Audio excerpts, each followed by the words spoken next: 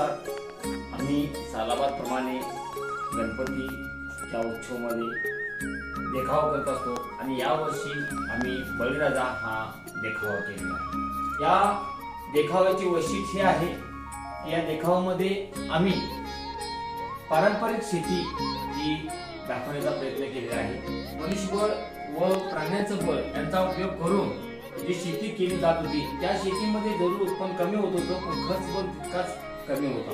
त्यामुळे शेतकरी आनंदित होता आणि सुखाने संसार जगत होता। आजकालच्या शेतीमध्ये यांत्रिक युगामध्ये शेतीचा खर्च वाढला आहे आणि उत्पन्नाचे प्रमाण पण थोडंसं कमी झाले आहे। त्यामध्ये शेतकऱ्याचं बजेट बसत नाही आणि त्यामुळे कुठेतरी शेतकरी त्रस्त राहिले आहे। तेव्हा आम्ही पाठिंबाची जी पारंपरिक शेती होती त्याचं दर्शन घडवण्याचा हा इथं आम्ही प्रयत्न केलेला आहे। पारंपरिक शेतीचं वैशिष्ट्य होतं की तिथं मनुष्यबळ व प्राण्यांच्या बळांचा उपयोग केला जात होता आणि आम्ही पेरणीच्या वेळेला या प्रकारे मशागत व पेरणी ही मनुष्यबळाने व प्राण्यांच्या बळाने केली जात होती। त्यानंतर पिकाला संगोपन करण्यासाठी किंवा त्याचे व्यवस्थापन करण्यासाठी मनुष्यबळाचा व प्राण्यांचा उपयोग केला जात होता। आपण इथे पाहता की बाया खुरपणी होत आहे, राखणदार होत आहे आणि याप्रमाणे शेतकरी स्वतःच कष्ट करून स्वतःची शेती चांगली पीक चांगलं करत होता। त्यानंतर आपण पाहतोय ते मळणीचं आम्ही दाखवलेले आहे। आज मळणी पारंपरिक त्यामध्ये ज्यावेळेस मळणी करून बैलानं जोतून मळणी करून हे पीक धान्य हे मळत होते।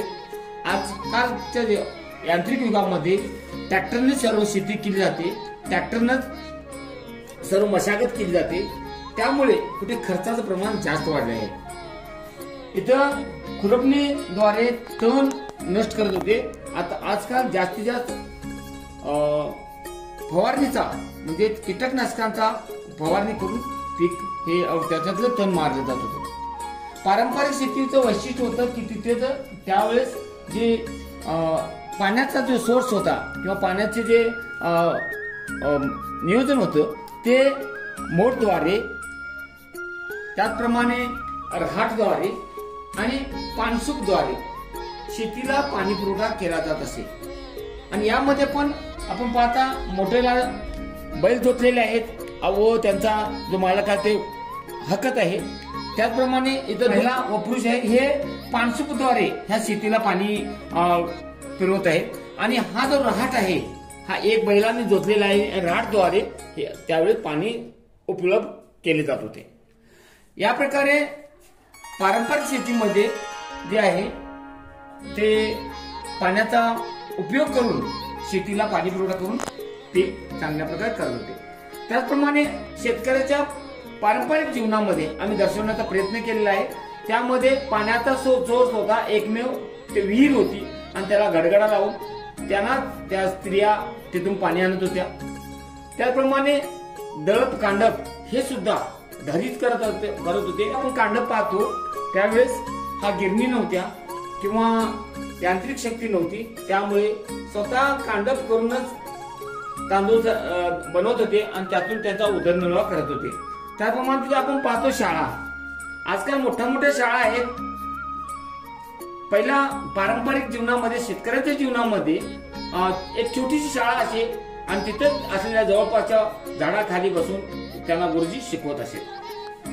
त्याप्रमाणे आपण इथे पाहतो की जनावरांच्या दुधाचा उपयोग त्यावेळेस डेअरी नव्हती किंवा कुठं असे साधन नव्हतं की विकायचं, तेव्हा स्त्रिया ते दुधापासून त्या या रवी दाखवले आहे त्या रवीने घुसळण करून त्या लोणी काढत असत आणि अशा प्रकारे त्यांचा एक परिवार स्वतःची ताकद किंवा जनावरांची ताकद वापरून आपला उदरनिर्वाह करत असे। यामुळे त्यांचे खर्चाचे प्रमाण जे आहे ते कमी होत असे आणि उत्पन्न तात्पुरते आपल्याला परिवार चालावा असे होते।